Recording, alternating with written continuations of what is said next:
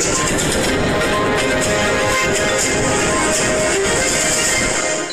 द्वारा विशेष रूप से माननीय प्रधानमंत्री जी के नेतृत्व में जो कदम उठाए गए हैं वो काफ़ी प्रशंसनीय कदम है। भारत दुनिया के उन चुनिंदा देशों में है जिन्होंने समय से पहले अपने एनडीसी के लक्ष्य को पूरा किया। हम उन चुनिंदा देशों में जिन्होंने 2070 के लो कार्बन एमिशन के अपने प्लान को प्रस्तुत किया। इस बजट में भी अगर हम देखेंगे तो पिछले बजट में जो हम ग्रीन बॉन्ड लेकर आए उससे आगे बढ़ते और ग्रीन क्रेडिट इसको इस बजट के प्रावधान के अंतर्गत लेकर के आए। सरकार ने हाइड्रोजन मिशन के लिए एक अच्छी धनराशि का आवंटन किया है।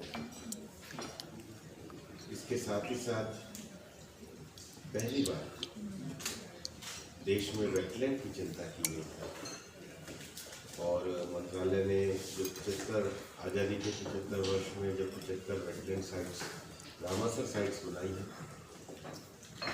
उसको भी आगे बढ़ाने के लिए सरकार ने विशेष रूप से बजट में प्रावधान किया है। एक और जो योजना जिसको मिष्टी कहा है, वास्तव में हमारे समुद्री क्षेत्र में जो मैंग्रोव की आवश्यकता है उसको सरकार ने पूरा सस्टेनेबल उसका प्रयोग कैसे कर सकते हैं उसके लिए जो मिष्टी जैसी योजना करी है। लैंड डिग्रेडेशन को लेकर के जो सबसे बड़ी दुनिया में चुनौती है वो ज़मीन में ज़्यादा रसायन की प्रयोग की है। पीएम तुलाम योजना को इस बजट के अंतर्गत लाया गया है। तो मुख्य रूप से भारत के ग्रीन बजट को सरकार के द्वारा लाया गया है और इसलिए 2015 के बाद भारत ने प्रधानमंत्री जी के नेतृत्व में 3 बड़े क्लाइमेट एक्शन प्रोग्राम जो किए हैं। International solar alliance, lead IT और coalition for disaster resilience infrastructure, ये भारत के क्लाइमेट एक्शन प्रोग्राम है, भारत की प्रतिबद्धता है। और ये ग्रीन बजट भी इस बात को दर्शाता है कि भारत इस विषय को न केवल गंभीरता से समझता है बल्कि इसको आगे भी बढ़ा रहे हैं। मुझे लगता है कि G20 का जो फोरम है उसमें वसुधैव कुटुंबकम के विषय में जो सबसे बड़ा विषय माननीय प्रधानमंत्री जी ने दुनिया के सामने रखा है, एनवायरनमेंट फ्रेंडली लाइफ।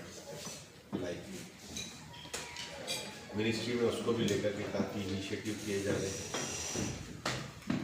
कुछ ही दिन पहले हमारे जितने भी एनएस के एजुकेशन सेंटर हैं उन सारे के सारे 70 सेंटर को मिशन लाइफ के लिए सेंटर के लिए बात की गई है।